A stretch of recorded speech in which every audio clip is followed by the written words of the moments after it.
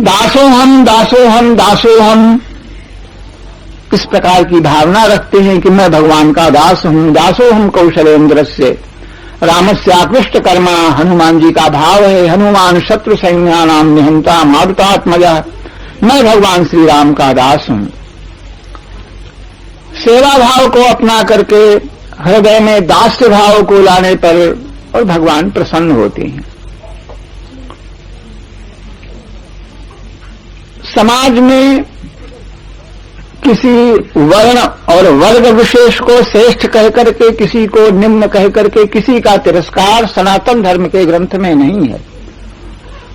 उन धर्म ग्रंथों के तात्पर्य को न जानने वाले वर्ग विद्वेष करने के लिए और ये ब्राह्मण लोग अपने को श्रेष्ठ मान करके शूद्रों की निंदा करते हैं, स्त्रियों की निंदा करते हैं। इस तरह भड़का करके वर्ग विद्वेष पर कह करके राज्य करना चाहते हैं। कुछ लोगों को अपनी ओर करना चाहते हैं।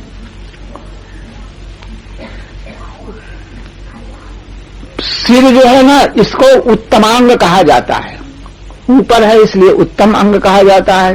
पैर नीचे हैं, लेकिन चरणों के नीचे होने पर सिर को उत्तमांग कहने पर और चरणों की महिमा कम नहीं होती। अगर पैर ही न रहे तो सिर की उत्तमता, उसकी ऊंचाई नहीं रह सकती है।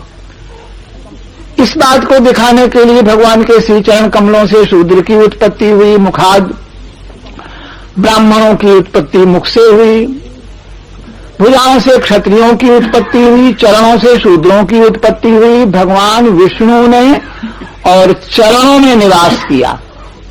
मनुष्यों के और अन्यान्य अंगों में दूसरे दूसरे देवताओं का निवास है, लेकिन चरणों में विष्णु भगवान का निवास है। इसीलिए चरणों की वंदना की जाती है। सबसे श्रेष्ठ पद चरणों को मिला। वह चरण शरीर में, उन चरणों को निम्न कह करके, नीचा कह करके कोई उनका तिरस्कार नहीं कर सकता। इसी तरह से शूद्र का तिरस्कार कोई नहीं कर सकता है। शूद्र अपने धर्म में स्थित रहने वाला, त्रिवर्ग की सेवा करने वाला श्रेष्ठ है। ये बात श्री वेद व्यास ने कही। पुनः वेद व्यास भगवान ने स्त्रियों को श्रेष्ठ कहा। स्त्रियों को श्रेष्ठ इसलिए कहा कि सती साध्वी पतिव्रता स्त्री अपने पति के चरणों में प्रेम करके, भगवान के चरणों में प्रेम करके सर्वोत्कृष्ट ऊंचा पद प्राप्त करती है।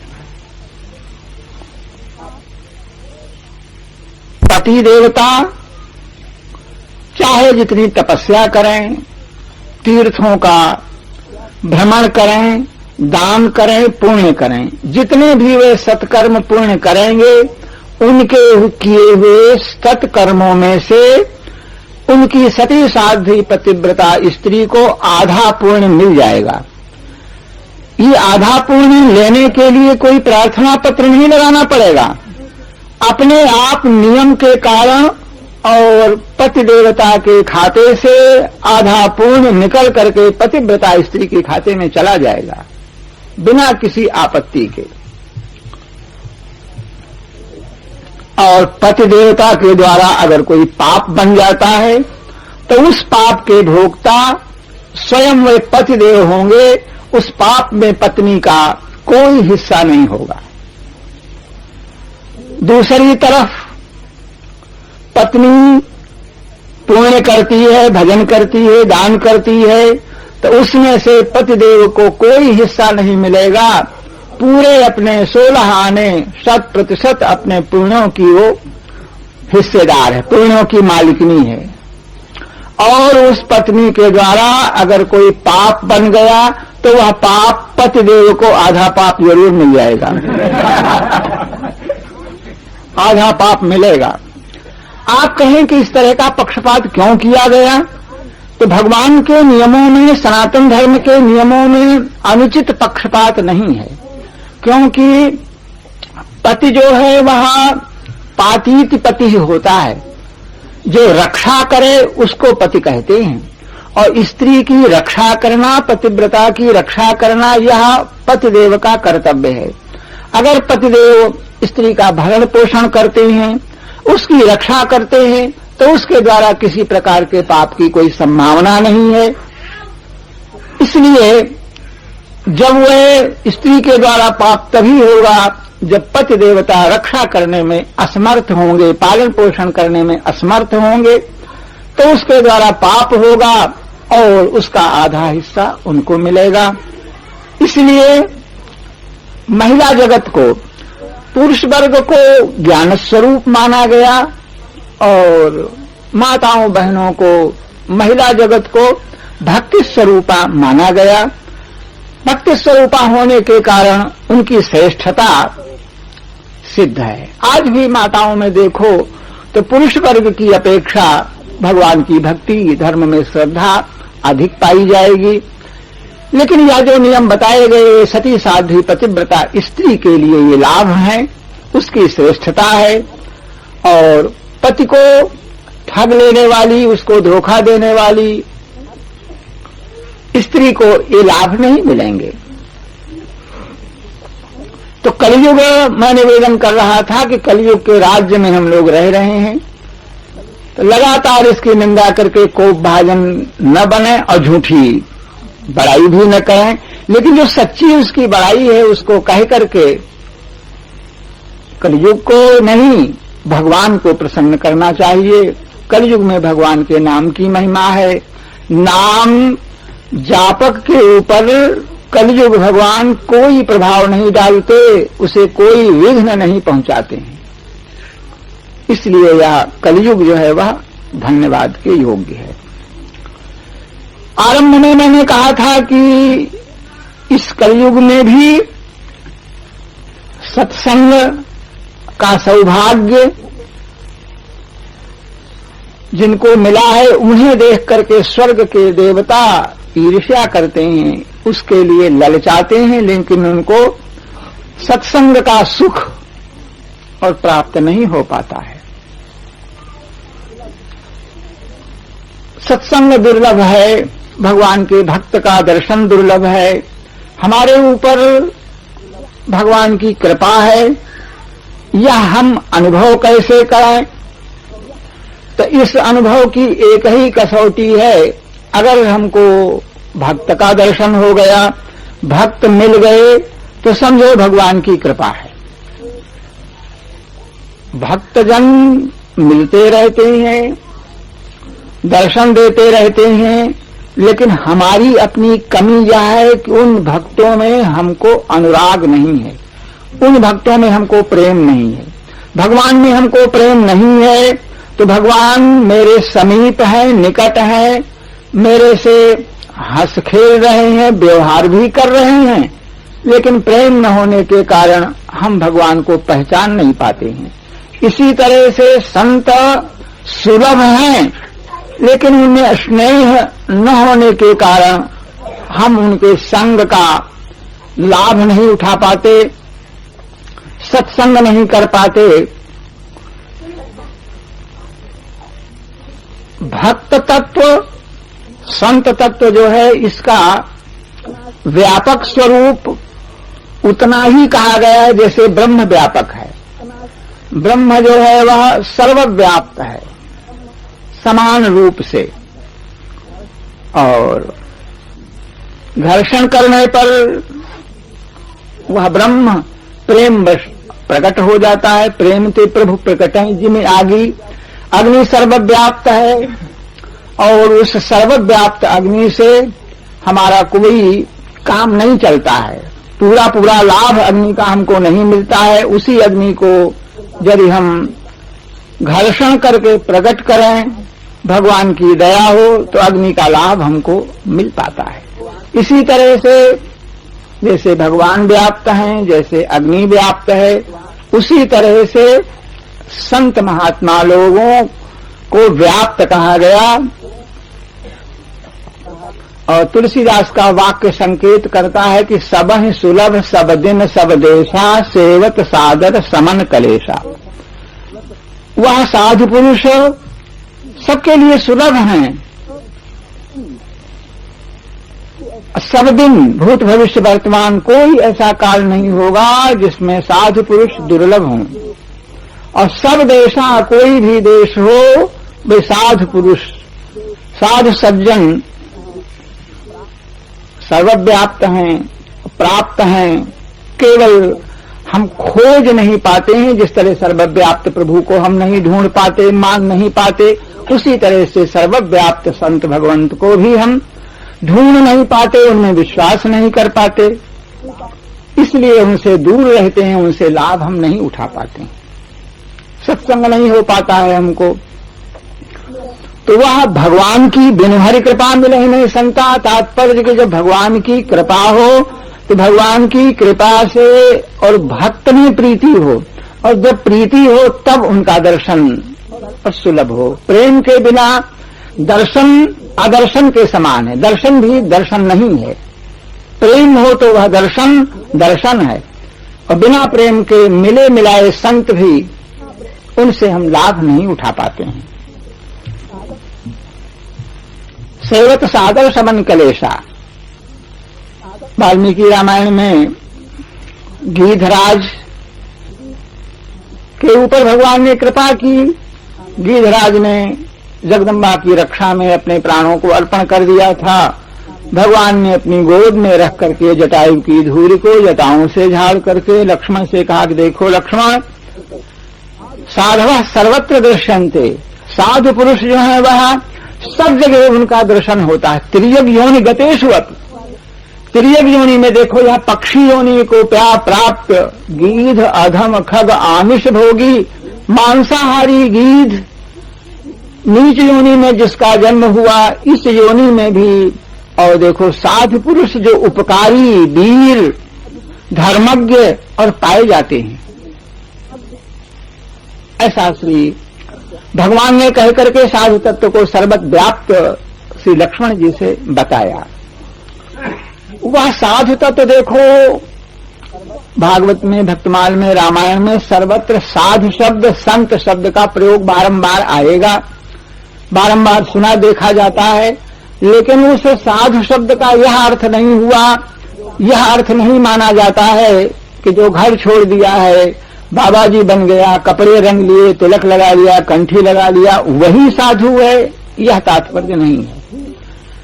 वेशधारी साधु हैं, ठीक हैं, वेश मात्र में निष्ठा करने वाले भगवान के महान कृपा पात्र होते हैं।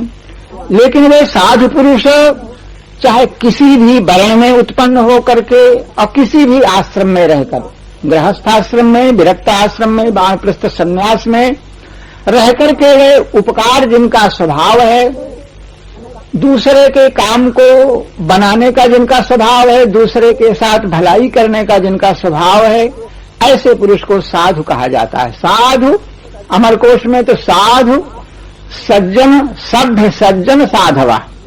सभ्य साधु सज्जन किसी भी जाति के हों, किसी भी वर्ण के हों, किसी आश्रम के हों और किसी योनि में हों, वह साधुता आपको कुत्तों में दिखाई पड़ेगी, बैल आदि पशुओं में सीधे साधे पशु दिखाई पड़ेंगे, तो सीधा सरल पशु वह साधु है। आपको अपने घर में, बालकों में, अपनी माता बहनों में जो सारल्य दिखाई पड़ता है वह साधुता है और सर्वव्याप्त है। और मान्यता वहां होनी चाहिए, वहां मान करके उनका सत्कार करना चाहिए। और घर ही में अपने साधु तत्व को, पिता माता को साधु देख करके, परिवारी व्यक्तियों को, पड़ोसियों को साधु सज्जन देख करके हम उनकी मान्यता नहीं कर पाए तो हमारी भूल होगी। भगवान की कृपा हो तो वह साधु तत्व सर्वत्र हमको दिखाई पड़ने लग जाएगा। वेशधारी की अपनी महिमा है, और जो साधुओं में, वैष्णव देश में श्रद्धा रखने वाले हुए हैं, अगर कोई चाहे कि हम कसौटी पर कस करके यह साधु है कि नहीं पहचाने पहले, और जब कसौटी पर कसने पर सच्चा साधु सिद्ध हो जाए तब हम उसको प्रणाम करें, उसकी सेवा करें, इस तरह की बात अगर किसी के मन में है तो उसे सच्चे साधुओं का दर्शन नहीं होगा। सच्चे साधु की जब परीक्षा लेने लग जाओगे तो वह अपने को सच्चा प्रमाणित नहीं करेगा, क्योंकि रहें सदा अपन को दुराए, अपने को वह छिपाना चाहता है, अपने को सच्चा साधु वह प्रकट ही नहीं करेगा। इसलिए सिद्धांत यह रखा गया कि वेश मात्र का आदर करना चाहिए। उत्कर्ष तिलक और राम को भक्त इष्ट अति व्यास के, हरिराम व्यास के भक्त अति इष्ट थे और भक्त की पहचान में उन्होंने बाह्य चिन्हों को केवल देखा। मस्तक में तिलक है, गले में कंठी है, भगवान का नाम ले रहा है, बस वह साधु है और साधु होने के कारण प्रणाम के योग्य है, वंदना के योग्य है, एक लोटा पानी पिलाने के योग्य है, भोजन कराने के योग्य है। इतनी ही पहचान रखी है। इस वेश की निष्ठा से भक्त इतिहास में अनेकों भक्तों ने वेश में निष्ठा करके भगवान की भक्ति को प्राप्त किया, भगवान को प्राप्त किया। वेश मात्र में निष्ठा करने मात्र से, जो जिनकी वेश में निष्ठा है वे धन्य है और भगवान की कृपा उनके ऊपर समझनी चाहिए। लेकिन अगर कोई साधु वेश को बना करके वेशभूषा साधु का सा बना लिया और वेश बनाने में उसके हृदय में यह भाव है कि हम दूसरे लोगों की श्रद्धा को उभाड़ करके साधु वेश बना करके उनकी श्रद्धा का दुरुपयोग करें, उनसे पैसा लें, उनसे अन्न लें, वस्त्र लें, हम साधु हैं ऐसा कह करके पुजाने खाने वाले लोगों की ऋषियों ने निंदा भी की है। उस वेश में निष्ठा करने वाले की तो प्रशंसा की, लेकिन ठगने के लिए जो साधु वेश बना लेते हैं उनकी निंदा की गई है। भगवत रसिक जी खरी बात कहते हैं, वेशधारी हरि के उर्सालें। जो वेशधारी हैं, वेश की बड़ी भारी महिमा है।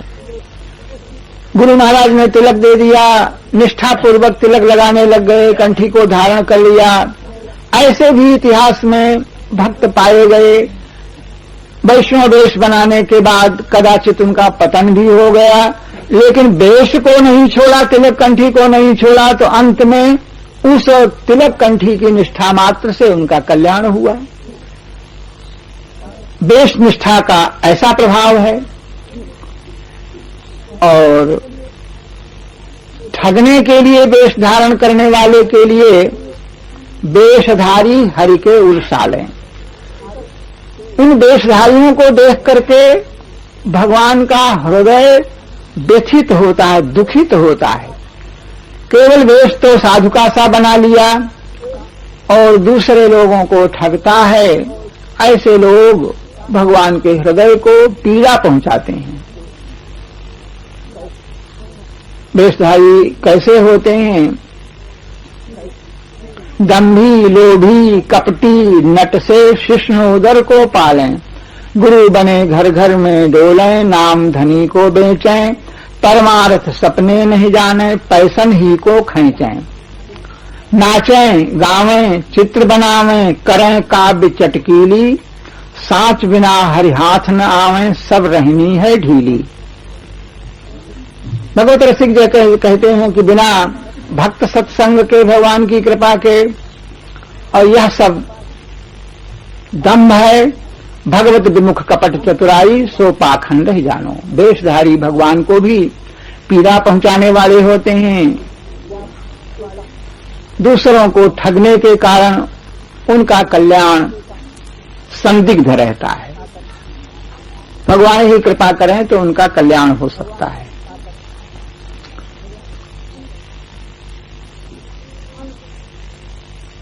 भगवान के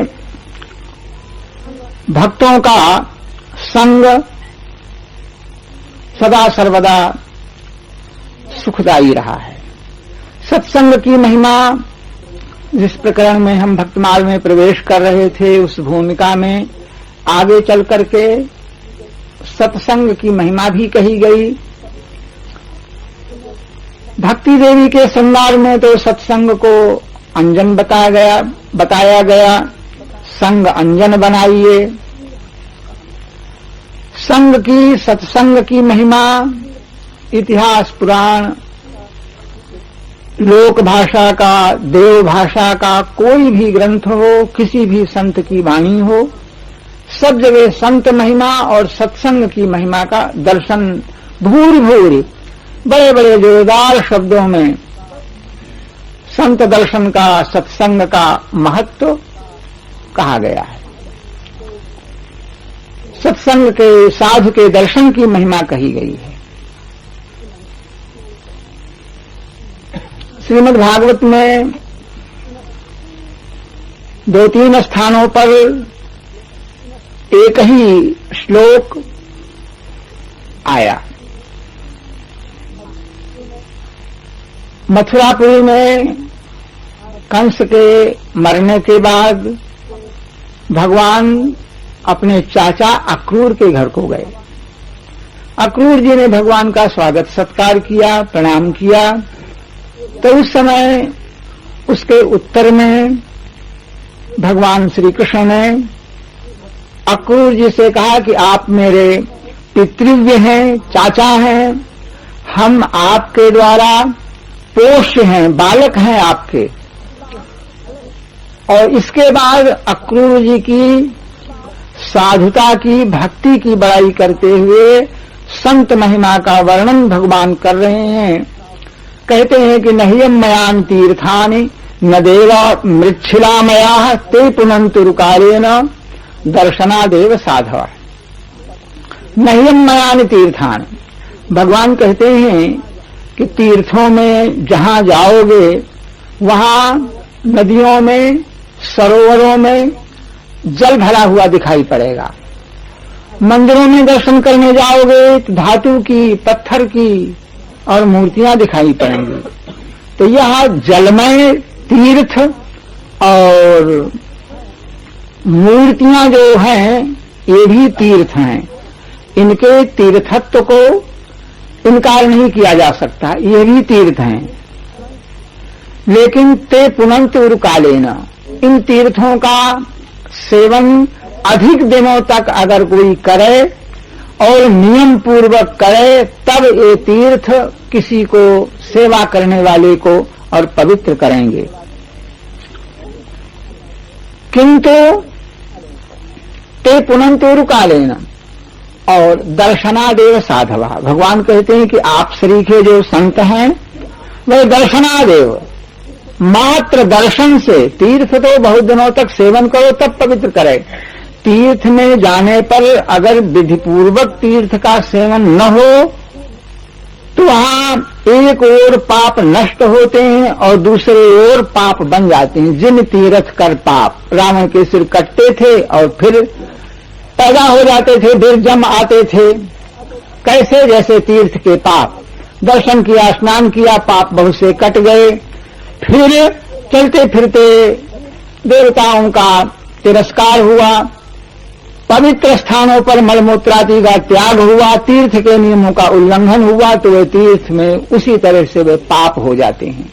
और तीर्थ के हुए पाप जो है वह वज्रलेप, अर्थात जैसे सीमेंट का पलस्तर मजबूत, इस तरह तीर्थ के पाप और वज्रलेप हो जाते हैं।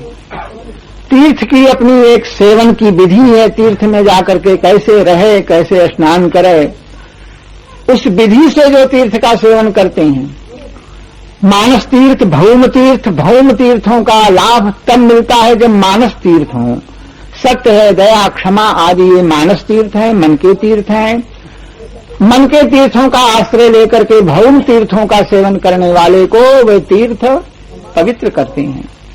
और मानस तीर्थों में जिन्होंने अवगाहन नहीं किया तो भौम तीर्थ उनको पवित्र नहीं कर पाते हैं।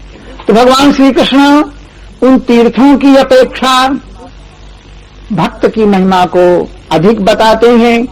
तीर्थ अधिक दिन सेवन करने से पवित्र करते हैं और आप श्री के संत महात्मा भगवान के मेरे भक्त दर्शन मात्र से पवित्र कर देते हैं। ये बात भगवान ने अक्रूर जी से कही और कुरुक्षेत्र के मेले में ऋषियों ने दर्शन दिया तो उनकी प्रशंसा में भी भगवान ने यही बात कही। इस वाक्य से ऐसा लगता है कि क्या तीर्थों का अपमान हो रहा है, लेकिन अपमान नहीं है। तीर्थ का लाभ भावना के ऊपर निर्भर करता है।